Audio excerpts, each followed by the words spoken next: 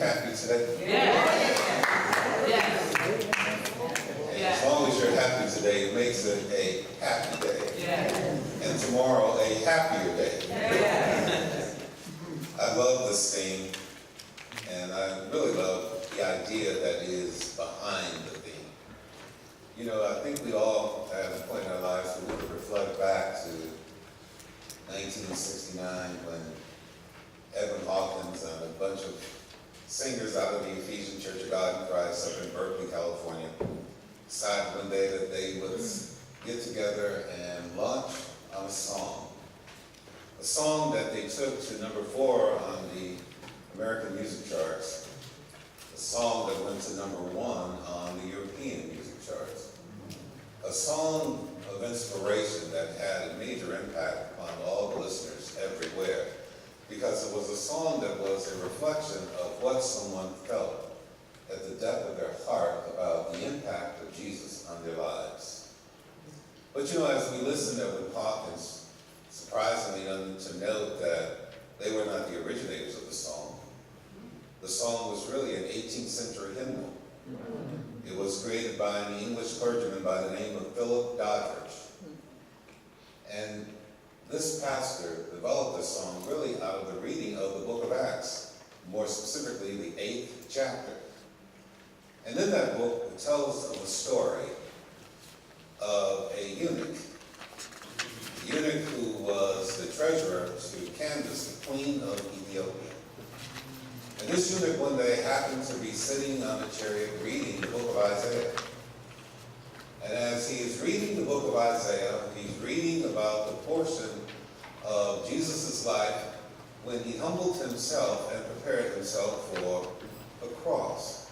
You know, Isaiah, one of the chief seers of the land of Israel, was the noted prophet who foretold the coming of Christ and also the passion of Jesus. So as Philip, who was the apostle, approached this eunuch and he asked him, "Do you know what it is that you are reading?" The eunuch replied to him, "How can I know except I have a guide to teach me?" So Philip went immediately up on the chariot and he began to preach Jesus to this eunuch.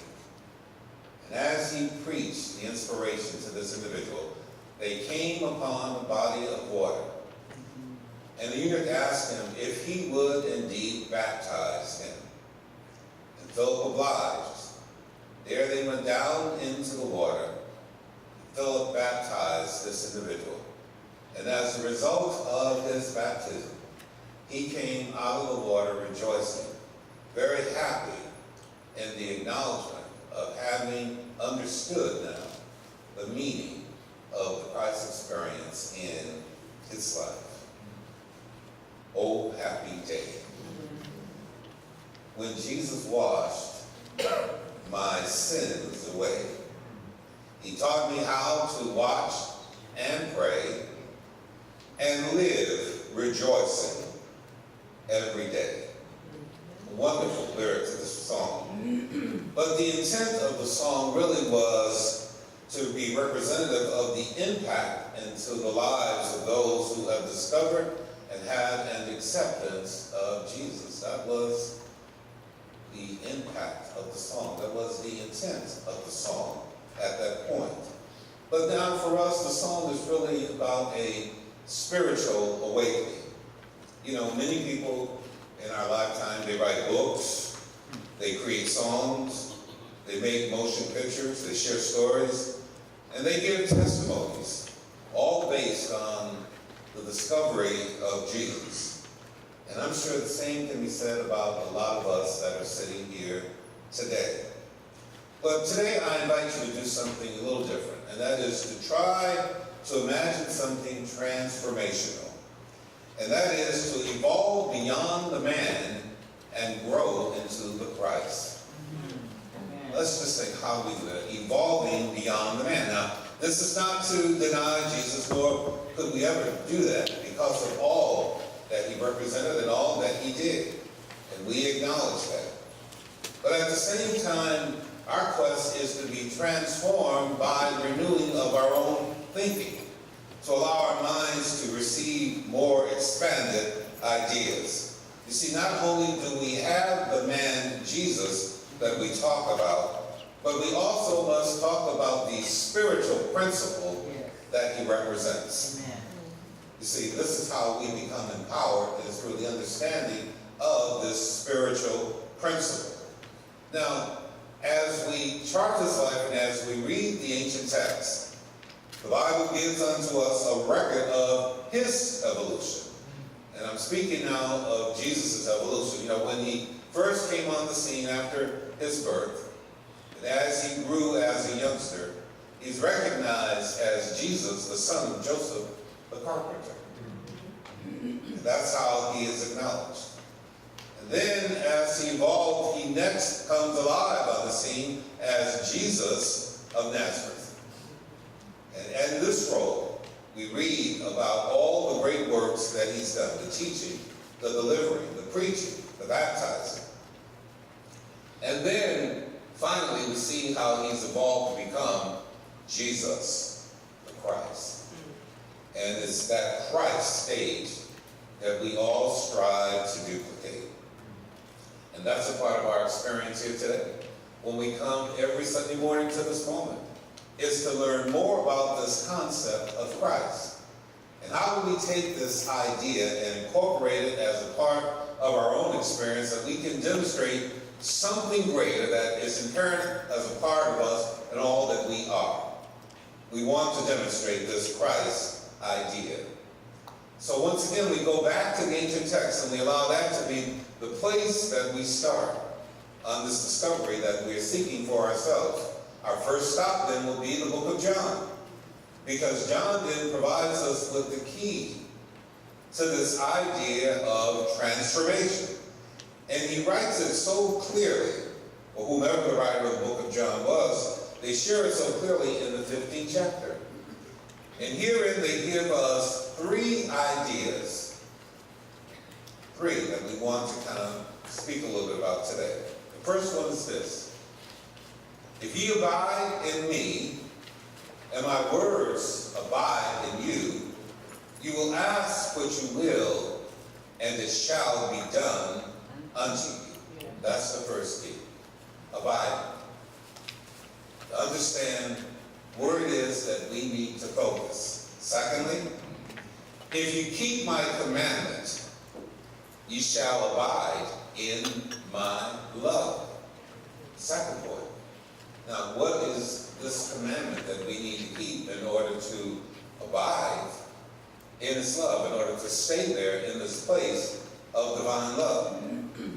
Third, this is my commandment, that ye love one another as I have loved you. Sounds simple, sounds doable, but it always escapes us. You know, love is one of those things that tend to confuse us because we all want to put our spin on it.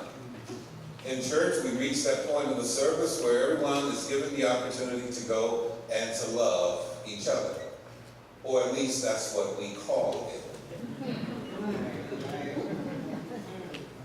Is it perfect love, or are we just acting out something because we have that space? I often wonder, if we come to church and we have this moment that we love each other, how do we fall out so often?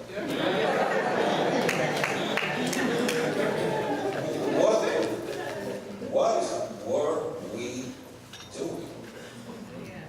We just did something because somebody said, do it, but our hearts was not in it.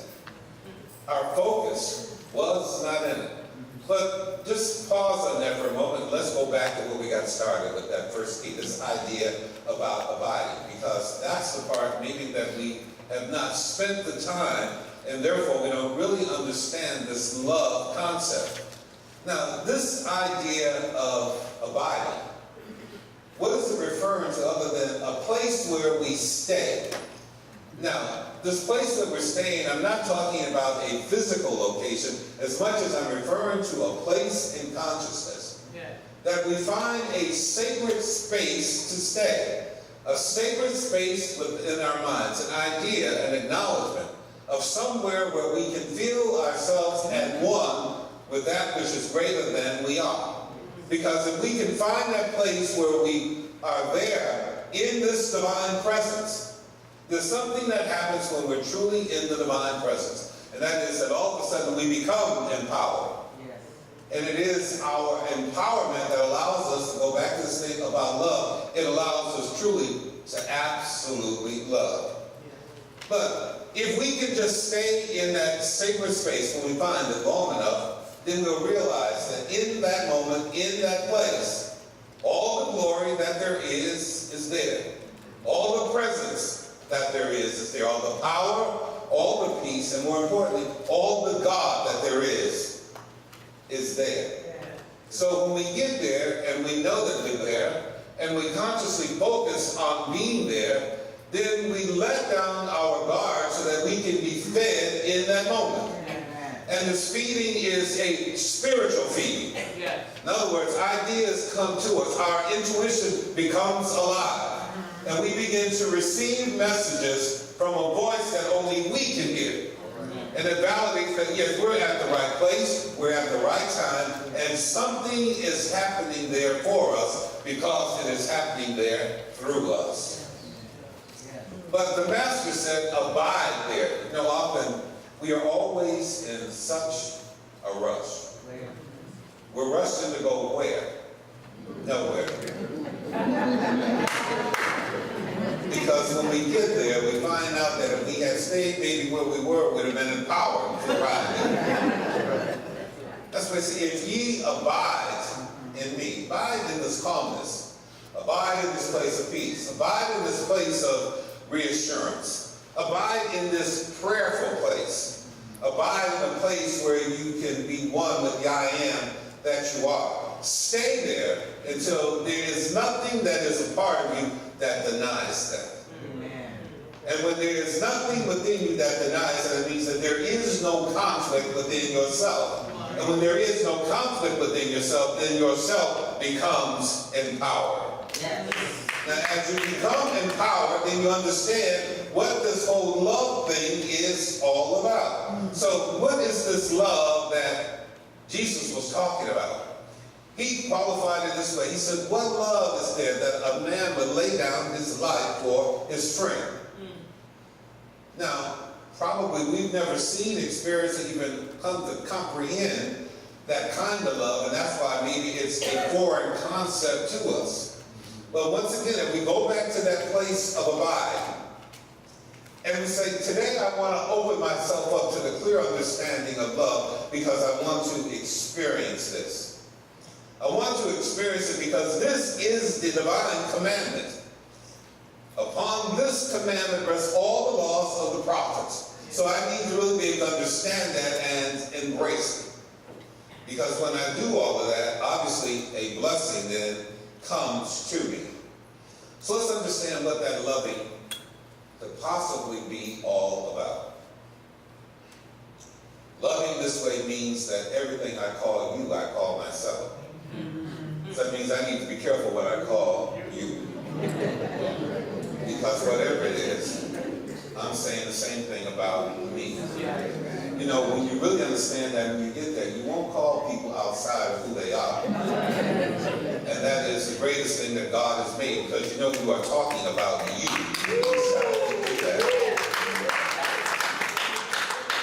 That's real love. That what I call you, I call myself. So if I call myself successful, I got to call you the same thing. If I call myself blessed, then I got to call you the same thing. If I call myself happy, I got to call you that same thing. Because then when I find myself, or when we find ourselves calling everyone the same thing that we're calling ourselves, imagine the kind of experience we all begin to have.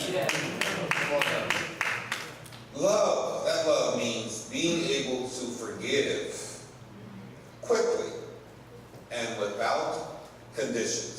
Yes. You know, as I said earlier this morning, one of the things I just never quite understood, I just never got it. I'm forgiving you, but I'm not forgetting it. That one I just have not been able to kind of get my arms. What do you mean? You're forgiving somebody, but you're not forgetting. What you're saying is, I'm going to hold on to this. Okay, I forgive you. Wait, but I'm going to hold on to this. That's not forgiveness. That's words that mean nothing.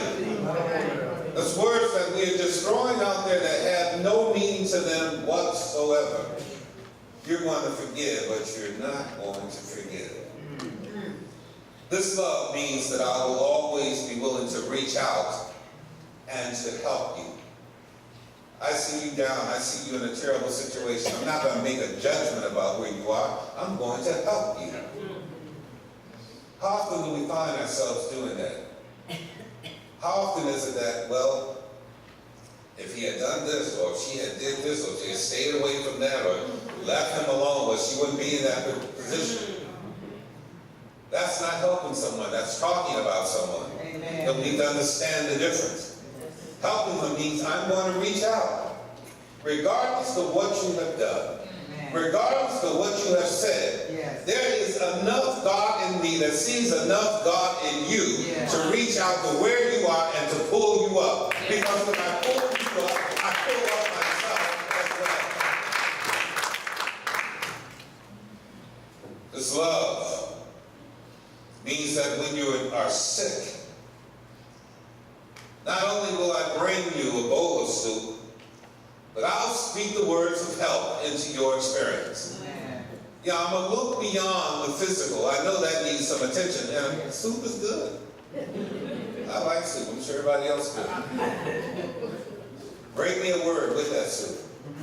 And if I'm coming to you, that's what I'm coming with. You know, well, we don't do it so often. We don't believe what it is that we say that we believe.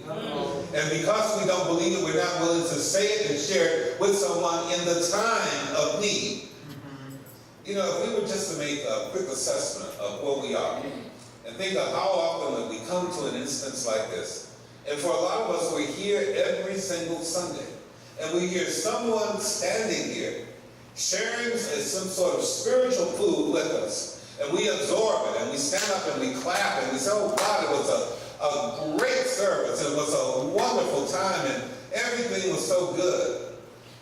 You know, as I said this morning, so often I ask my niece, and when she comes to church and other people, they say, you know, it was such a great service. And I said, what did they talk about?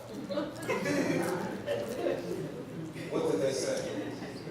What was the word that impacted you, that made you feel that it was so good? Because, folks, if you still don't have that word on Wednesday, it wasn't that good.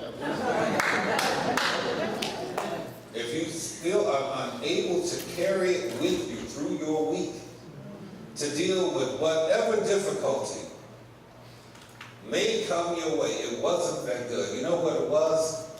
Reaction to noise. We react to noise. You know, this morning we listened to the music. It was great. We enjoyed it. In fact, we are reacting to noise. If someone say, what songs was it that they played? I don't know. Well, I know that it sounded good. But what would happen to us if we were conscious, or more conscious, of what it is that we are hearing? Because if we were more conscious of what it is that we are hearing, then we'd be better able to take that and to do something with it. It's not that it's not being given, it's that we are not receiving. We're sitting there, and sounds are just coming towards us. And we're not filtering it at all. So therefore, it just passes us by. And later on, we react to the sound. So, when someone is sick, we'll bring them something to eat. But what about that word? Because once that food is consumed, we need something that's going to linger. Something that's going to help that individual get over into the next stage that they need to arrive at. That's what that love will do for you. That love means that when I see you down in despair, not only will I give you $1, but I will bless the dollar that I give you and cause that dollar to multiply. So you got to feel that not only am I going to help you with some financial resources, but I'm going to bless this gift. You know how often on Sunday mornings, just before the offering is taken, that minister said, hold it in your hand and repeat after me. And we make an affirmation. Are you paying attention at all to what it is that you're saying? Or is it that you're paying attention but you don't believe it? Somewhere there is a disconnect. Because if it works here when you do that, why will it not work when you are out there? See, that's one thing. When something is real, it doesn't make any difference where the application is. It's that it works everywhere. Amen. And when we believe it, we will work it everywhere. Amen. That's what that perfect love does. It empowers us to work it everywhere. It starts in here. And wherever we find ourselves, whatever it is that we are doing, there is a continuation of the same. It all once again gets back to that first key in this transformation process, and that is abiding. To stay there, to stand still, to be still long enough to absorb something.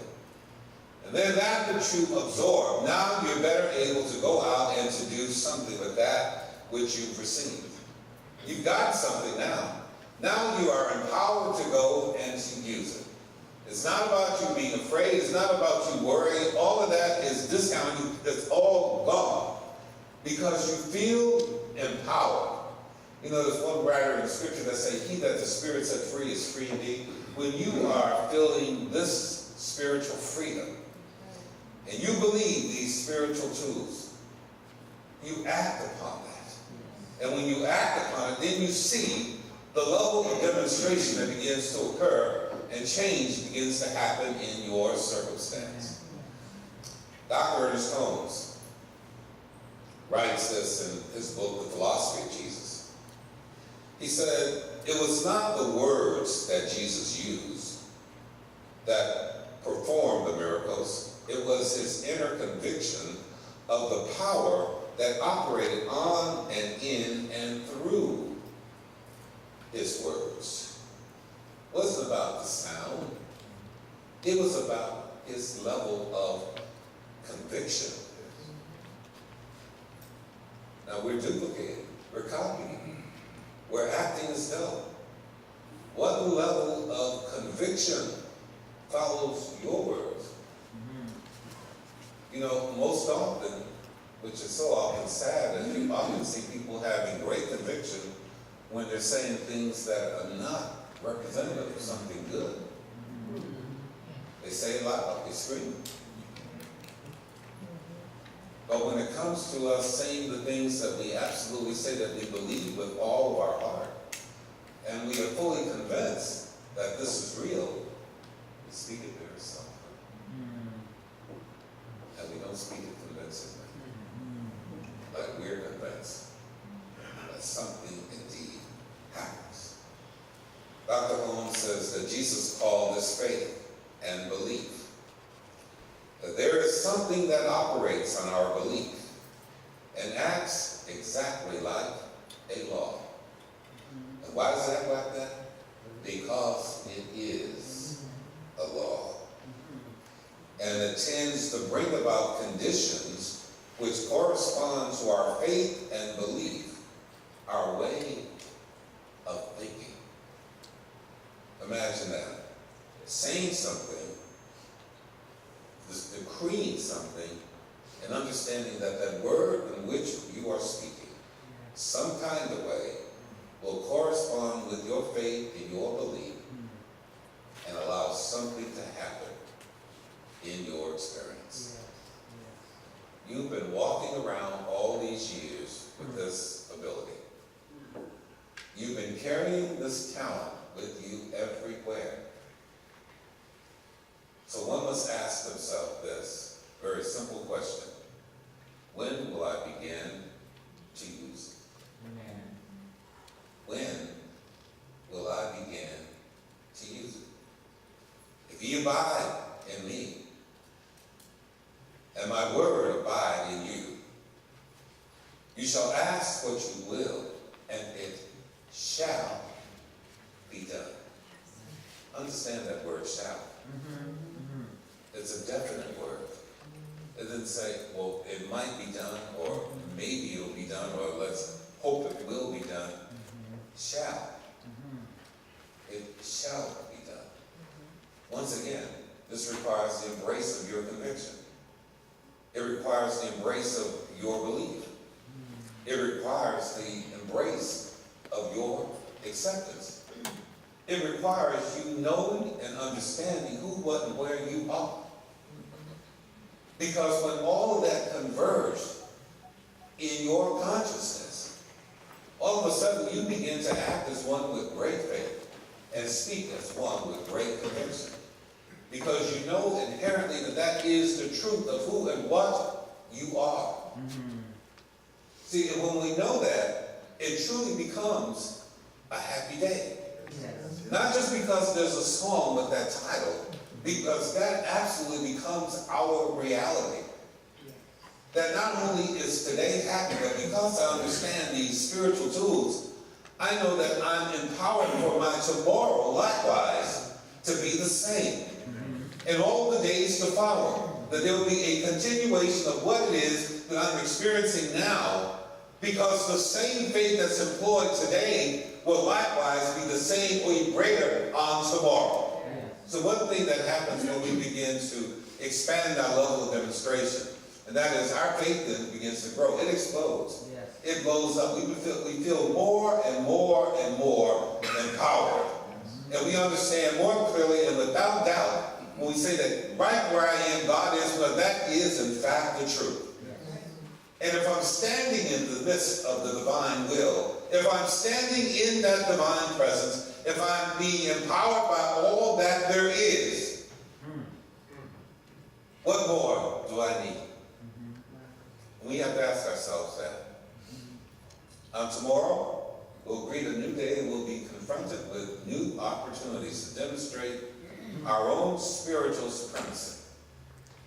And we'll decide whether or not we run and retreat or hide behind words like, I don't know, or I'm bashful, or those kinds of things, or we'll speak with conviction. You know, I like it when one writer says, I know in whom I believe, and I'm fully persuaded that he's able to do even more abundantly than that which has been committed unto me. You know, when we arrive at that place of belief and acceptance, imagine the power that accompanies us. And imagine what your level of expectation has to be. Oh yeah, it becomes a happy day. And that song and those lyrics, the words of that song, all of a sudden becomes your testimony. The happiness that you found in life, when everything that was negative was washed away. You know, we don't necessarily say when my sins were washed away because we don't subscribe to that. Amen. But we know that we made mistakes. Amen. So when all of my mistakes are washed away, and all of a sudden I start anew with a fresh slate, empowered, full of vision, and full of faith, going out and challenging my world, not someone else's, my world, to demonstrate more of this Christ consciousness. Yes, it'll be a happy day. And the next day will be even happier. Peace and blessings.